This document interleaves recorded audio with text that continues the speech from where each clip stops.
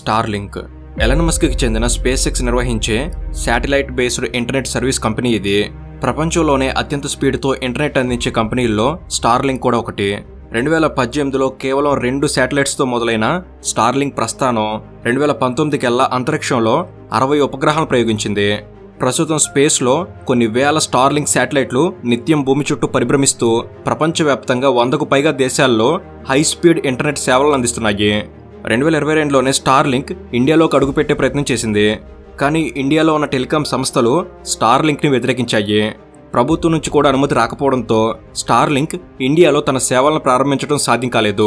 అప్పటి నుంచి Elon Musk Indian telecom మార్కెట్లోకి స్టార్లింక్ని తీసుకురావాలని ప్రయత్నాలు చేస్తూనే ఉన్నాడు. తాజాగా అమెరికాలో ట్రంప్ అధ్యక్షుడు కావడం, అమెరికా ప్రభుత్వంలో ఎలన్ మస్క్కి ప్రాధాన్యత పెరగడం, ఇండియన్ ప్రైమ్ మినిస్టర్ మోడీ గారు అమెరికా పర్యటనకు వెళ్లడం, ఆ తర్వాత మోడీ గారితో ఎలన్ మస్క్ భేటీ కావడం, ఇలా చాలా ఆసక్తికర పరిణామాలు చోటు చేసుకున్నాయి. దాంతో ఎలన్ మస్క్ తన వ్యాపారాలని ఇండియాలో కూడా విస్తరించబోతున్నాడు అనే ఊహాగానాలు మొదలయ్యాయి. ఈ ఊహాగానాలకు తగ్గట్టుగానే ఇన్నాళ్ళు ఇండియాలోకి అనుమతి లేని స్టార్లింక్తో 2 భారతీయ టెలికాం దిగ్గజాలు ఒప్పందాలు కుదుర్చుకున్నాయి. ముందుగా భారతీ ఎయిర్టెల్ స్టార్లింక్తో ఒప్పందం చేసుకుంటే వెంటనే రిలయన్స్ జియో కూడా స్టార్లింక్తో చేతులు కలుపుతున్నట్లు ప్రకటించింది. దాంతో ఇండియాలోకి స్టార్లింక్ ఎంట్రీ కన్ఫర్మ్ అయిపోయింది. కానీ ఇండియన్ గవర్నమెంట్ నుంచి మాత్రం స్టార్లింక్ అనుమతి లేదు. ప్రభుత్వ అనుమతి లేని సంస్థతో ఎయిర్టెల్ జియోలు ఒప్పందం చేసుకోవడం కోసమెరుపు. కాబట్టి అసలు ఈ స్టార్లింక్ చరిత్ర ఏంటి, స్టార్లింక్ ఎలా పనిచేస్తుంది, ఇండియాలోకి స్టార్లింక్ ఎంట్రీతో ఇంటర్నెట్ వినియోగంలో ఎలాంటి మార్పులు రాబోతున్నాయి, స్టార్లింక్కి ఎయిర్టెల్ జియోలకు మధ్య జరిగిన ఒప్పందం ఎలాంటిది, ఇండియన్ గవర్నమెంట్ స్టార్లింక్ను అనుమతిస్తుందా లేదా, ఇలా ప్రతి ఒక్క విషయాన్ని ఈ వీడియోలో క్లియర్గా స్పష్టంగా చూద్దాం. ఇండియాకి స్టార్లింక్ ఎంట్రీపై మీ అభిప్రాయం ఏమిటి తప్పకుండా కామెంట్స్లో తెలపండి. అండ్ ఇలాంటి మరిన్ని ఇన్ఫర్మేటివ్ వీడియోస్ని మీ కొరకు తెచ్చేందుకు మీ సపోర్ట్గా ఈ వీడియోకి జస్ట్ లైక్ చేయండి చాలు. సో లేట్ చేయకుండా let's get into the video.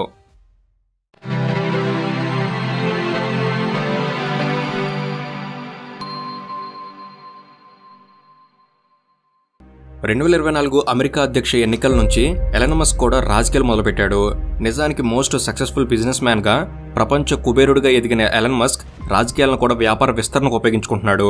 2025 February 13న America పర్యటనకు వెళ్లిన భారత ప్రధానమంత్రి నరేంద్ర మోడీ గారితో ఎలన్ మస్క్ భేటీ అయ్యారు. ఆ తర్వాత కొన్ని రోజుల్లోనే ఫిబ్రవరి 18న ఎలన్ మస్క్కి చెందిన టెస్లా కంపెనీ ఇండియాలో 13 జాబ్ ఓపెనింగ్స్ని ప్రకటించింది. దాంతో ఎలన్ మస్క్ తన వ్యాపారాలని ఇండియాలో కూడా విస్తరిస్తున్నాడు అన్న విషయంలో ఒక స్పష్టత వచ్చింది. అనుకున్నట్టే త్వరలో ముంబై, ఢిల్లీలో టెస్లా కార్ షోరూంలో ప్రారంభం కాబోతున్నాయి. ఒక్క మీటింగ్తో ఎలన్ మస్క్ తన వ్యాపారాన్ని ఇండియన్ మార్కెట్కి కూడా పరిచయం చేసేశాడు. మస్క్ ఒక టెస్లాతో ఆగిపోలేదు, తన శాటిలైట్ ఇంటర్నెట్ సర్వీస్ని కూడా ఇండియాలో లాంచ్ చేయబోతున్నాడు.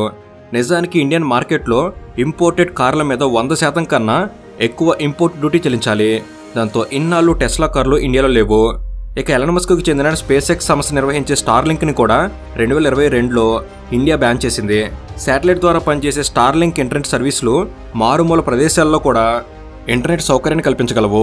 కానీ ఇండియన్ టెలికాం కంపెనీల నుంచి వచ్చిన అభ్యంతరాలని, విదేశీ సంస్థ నుంచి ఎదురయ్యే డేటా ప్రైవసీ వంటి విషయాల్లో ఆందోళన వ్యక్తమయ్యాయి. మణిపూర్ అల్లర్ల సమయంలో మణిపూర్లో ఇంటర్నెట్ సేవలు పూర్తిగా నిలిచిపోయాయి. ఆ సమయంలో మణిపూర్లో స్టార్లింక్ ఎక్విప్మెంట్ లభించడం కలకలం రేపింది. స్టార్లింక్ వల్ల మారుమూల అడవుల్లో ఉండే మావోయిస్టులకు, సంఘ విద్రోహ శక్తులకు కూడా ఇంటర్నెట్ అందుబాటులోకి వస్తుంది అనే అభిప్రాయాలు వినిపించాయి. అందుకే ఇన్నాళ్ళు స్టార్లింక్ని ఇండియాలోకి అనుమతించలేదు. కానీ స్టార్లింక్ సర్వీస్ పూర్తిగా శాటిలైట్ మీద ఆధారపడి ఉంటుంది. ఎలన్ మస్క్కి చెందిన స్పేస్ ఎక్స్ కంపెనీ స్టార్లింక్ని ఆపరేట్ చేస్తుంది. 2015లో స్టార్లింక్ని ప్రారంభించారు. కానీ 2019 నుంచి స్టార్లింక్ సేవలు అందుబాటులోకి వచ్చాయి. స్పేస్ ఎక్స్ ద్వారా లోవర్ ఎర్త్ ఆర్బిట్ అంటే తక్కువ భూకక్షలో ఉపగ్రహాలను ప్రవేశపెడతారు. వీటిని లోవర్ ఎర్త్ ఆర్బిట్ శాటిలైట్స్ అని, సింపుల్గా లియో శాటిలైట్స్ అని అంటారు. ఈ లియో శాటిలైట్లు నిర్దిష్ట కక్షలో భూమి చుట్టూ పరిభ్రమిస్తూ ఇంటర్నెట్ని అందిస్తాయి. శాటిలైట్ ద్వారా పనిచేస్తున్నాయి కాబట్టి స్టార్లింక్ సేవలు మారుమూల ప్రదేశాలకు కూడా అందివ్వడం సాధ్యమవుతుంది. మన ఇండియాలో టెలికమ్యూనికేషన్ ఇంటర్నెట్ సర్వీసులు పూర్తిగా ఇంటర్నెట్ కేబుల్స్, టవర్ల ద్వారా జరుగుతుంది. అందుకే ఇండియాలో మారుమూల ప్రదేశాలకు వెళ్ళినప్పుడు ఇంటర్నెట్ స్పీడ్ తక్కువగా ఉండటం, మొబైల్ సిగ్నల్స్ తక్కువగా ఉండటం లాంటివి ఎదురవుతాయి. ఇంకా కొన్ని ప్రదేశాల్లో ఇంటర్నెట్ టెలికమ్యూనికేషన్ సేవలు ఎప్పటికీ అందుబాటులో లేవు. కానీ శాటిలైట్ ద్వారా సర్వీస్ ఇవ్వడం వల్ల మారుమూల ప్రదేశాలకు కూడా ఎటువంటి కేబుల్స్, టవర్స్ లేకుండా ఇంటర్నెట్ టెలికమ్యూనికేషన్ సర్వీసులు అందివ్వడం సాధ్యమవుతుంది. 2019లో స్పేస్ ఎక్స్ 60 ఉపగ్రహాలను కక్షలో ప్రవేశపెట్టింది. కానీ స్టార్లింక్కి తక్కువ కాలంలోనే ఎక్కువ ఆదరణ రావడంతో ఉపగ్రహాల సంఖ్యను పెంచుతూ వెళ్లారు. ప్రస్తుతం ప్రపంచవ్యాప్తంగా 125 దేశాలకు స్టార్లింక్ సేవలు విస్తరించాయి. స్టార్లింక్ డిమాండ్కు తగ్గట్టుగా ఇప్పటి వరకు 7086 శాటిలైట్లను లోవర్ ఎర్త్ ఆర్బిట్లోకి ప్రవేశపెట్టారు. వీటిలో 7052 శాటిలైట్లు పనిచేస్తున్నాయి. స్పేస్ ఎక్స్ ప్రయోగించిన ఈ 7087 శాటిలైట్లు నిత్యం భూమి చుట్టూ పరిభ్రమిస్తూ ప్రపంచవ్యాప్తంగా ఇంటర్నెట్ సేవలను అందిస్తున్నాయి. రాబోయే రోజుల్లో 42,000 లియో శాటిలైట్లను ప్రయోగించాలని స్పేస్ ఎక్స్ టార్గెట్గా పెట్టుకుంది. అయితే ఇలా వేలాది శాటిలైట్లతో అంతరిక్షాన్ని నింపేయడాన్ని చాలా దేశాలు వ్యతిరేకిస్తూ వస్తున్నాయి. ముఖ్యంగా 2021లోనే చైనా అంతరిక్షంలో ఉపగ్రహాల సంఖ్యను నియంత్రించాలి అని ఐక్యరాజ్య సమితిలో కంప్లైంట్ కూడా చేసింది. స్పేస్ ఎక్స్ వేలాది ఉపగ్రహాలను ప్రయోగించడం వల్ల అంతరిక్షంలో ఇతర ఉపగ్రహాలు ప్రయోగించినప్పుడు ఇవన్నీ అడ్డుగా ఉంటాయని చాలామంది ఆందోళన వ్యక్తం చేస్తున్నారు. దాంతోపాటు స్టార్లింక్ కోసం స్పేస్ ఎక్స్ ప్రయోగిస్తున్న ఉపగ్రహాలు 5 నుంచి 7 సంవత్సరాలు మాత్రమే పనిచేస్తాయి. ఉపగ్రహం పనిచేయడం ఆగిపోయాక దాన్ని స్పేస్ వేస్టేజ్ లేదా స్పేస్ గార్బేజ్గా భావిస్తారు. అంటే అంతరిక్షంలో ఏర్పడే చెత్త అని అర్థం. ఇలా అంతరిక్షాన్ని చెత్తతో నింపడం వల్ల భవిష్యత్తులో ఇబ్బందులు వస్తాయి. స్టార్లింక్కి భవిష్యత్తులో ఇబ్బంది రాకుండా ఈ మధ్య కాలంలో V2 సిరీస్ శాటిలైట్ ఉపయోగిస్తున్నారు. వీటిలో ఎండ్ ఆఫ్ లైఫ్ మెకానిజం ఉంటుంది. దీని ద్వారా శాటిలైట్ జీవితకాలం పూర్తయితే దాన్ని భూ వాతావరణంలోకి తీసుకొచ్చి కాల్చేయవచ్చు. ఇలా చేయడం ద్వారా స్పేస్ గార్బేజ్ను తగ్గించవచ్చని స్పేస్ ఎక్స్ చెప్తుంది. ఇక స్టార్లింక్ పనితీరు అర్థం కావాలి అంటే మనం ప్రస్తుతం DTH సేవలను ఎలా అయితే ఉపయోగిస్తున్నామో స్టార్లింక్ సేవలు కూడా అదే విధంగా పనిచేస్తాయి. మన దేశంలో DTH సేవలు పూర్తిగా శాటిలైట్ ఆధారంగా పనిచేస్తున్నాయి. DTH సర్వీసులకు సంబంధించి ఎక్కడ టవర్లు కేబుల్లు కనిపించవు. సరిగ్గా DTH తరహాలోనే స్టార్లింక్ కూడా పనిచేయబోతుంది. స్టార్లింక్ కూడా DTH తరహాలో ఒక రిసీవింగ్ యాంటీనా, ఒక రూటర్ ఎక్విప్మెంట్ను కలిగి ఉంటుంది. ప్రస్తుతం ఇండియాలో 1 GB/s స్పీడ్తో ఇంటర్నెట్ సర్వీసులు అందుబాటులో ఉన్నాయి. 1 GB/s ఇంటర్నెట్ని చాలా తక్కువ మంది ఉపయోగిస్తున్నారు. ఎక్కువ మంది kbps స్పీడ్తోనే ఇంటర్నెట్ని యాక్సెస్ చేస్తున్నారు. స్టార్లింక్ ద్వారా ప్రతి ఒక్కరికి హై స్పీడ్ ఇంటర్నెట్ అందుబాటులోకి రానుంది. స్టార్లింక్ ఎక్విప్మెంట్ ఇన్స్టాల్ చేసుకోవడం వల్ల మారుమూల ప్రాంతాల్లో సముద్రం మధ్యలో కూడా ఇంటర్నెట్ను వాడుకోవచ్చు. అలాగే స్టార్లింక్తో HD video streaming, gaming, buffer free browsing లాంటి సౌకర్యాలు అందుబాటులోకి రానున్నాయి. స్టార్లింక్ వల్ల పట్టణాల్లో ఎలాంటి ఇంటర్నెట్ యాక్సెస్ ఉంటుందో గ్రామాల్లో కూడా అదేవిధంగా ఇంటర్నెట్ని యాక్సెస్ చేయవచ్చు. అయితే ప్రపంచంలో వ్యాపారం ఏదైనా ఇండియన్ మార్కెట్ అనేది వ్యాపారవేత్తలకు చాలా అనువైన ప్రదేశం. ఇండియాలో ఉన్న జనాభా పరంగా కూడా ఇండియన్ మార్కెట్ని క్యాప్చర్ చేయగలిగితే లాభదాయకంగా ఉంటుంది అని ప్రతి ఒక్కరూ భావిస్తారు. అందుకే ఎలన్ మస్క్ కూడా చాలా కాలంగా ఇండియన్ మార్కెట్లోకి ప్రవేశించాలని ప్రయత్నాలు చేస్తూనే ఉన్నాడు. ఇన్నాళ్ళకు ఎలన్ మస్క్ ప్రయత్నాలకి ఫలితం లభించింది.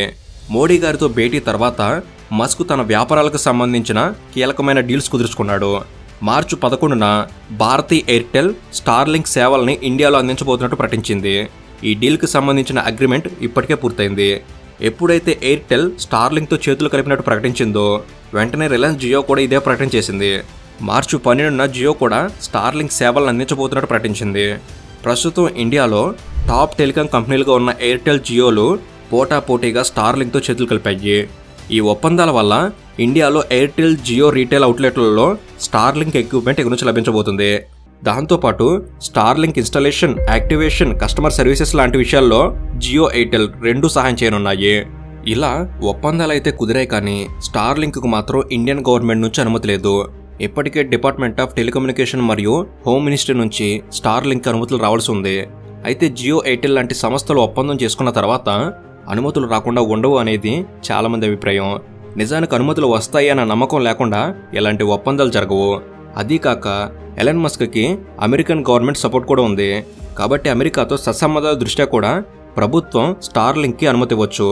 కానీ ఇన్నాళ్ళు స్టార్లింక్ని మిస్యూజ్ చేసే అవకాశం ఉంది అని, డేటా ప్రైవసీ విషయంలో కూడా అనుమానాలు ఉన్నాయని అనుమతులను రద్దు చేస్తూ వచ్చారు. కాబట్టి ఇప్పుడు స్టార్లింక్ అందుబాటులోకి వస్తే ఇన్నాళ్ళు వ్యక్తం చేసిన అనుమానాల పరిస్థితి ఏంటి అనేది ప్రశ్న. దాంతోపాటు విదేశీ బ్రాడ్బ్యాండ్ మీద పన్నుల భారం ఎక్కువగా ఉంటుంది. అదీకాక హై స్పీడ్ ఇంటర్నెట్ కావటం, శాటిలైట్ బేస్డ్ సర్వీసెస్ కావడంతో స్టార్లింక్ సేవలకు ఎక్కువ ధర చెల్లించాల్సి రావచ్చు. కాబట్టి స్టార్లింక్ అందుబాటులోకి వస్తే ఇంటర్నెట్ సేవల ధర కూడా పెరుగుతుంది. కాబట్టి ధర విషయంలో స్టార్లింక్ సేవలు చాలా మందికి భారం కాబోతున్నాయి. అయితే స్టార్లింక్ తమ వ్యాపారాలకు ముప్పని భావించిన 2 ప్రధాన టెలికాం సంస్థలు ఎయిర్టెల్, జియోలు ఇప్పుడు స్టార్లింక్తో చేతులు కలపడమే అందరికీ ఆశ్చర్యం కలిగించే అంశం. సో ఇది ఫ్రెండ్స్, ఈ విషయంపై మీ అభిప్రాయం ఏమిటి? తప్పకుండా కామెంట్స్లో తెలపండి. అండ్ ఇలాంటి మరిన్ని ఇన్ఫర్మేటివ్ వీడియోస్ ఇక్కడ నుంచి రాబోతున్నాయి. అవన్నీ వెంటనే మీ వరకు చేరేందుకు తప్పకుండా మన తెలుగు నాలుగుని సబ్స్క్రైబ్ చేసుకుని బెల్ ఆల్లో పెట్టుకోగలరని మనవి. Thank you for watching. Have a good day.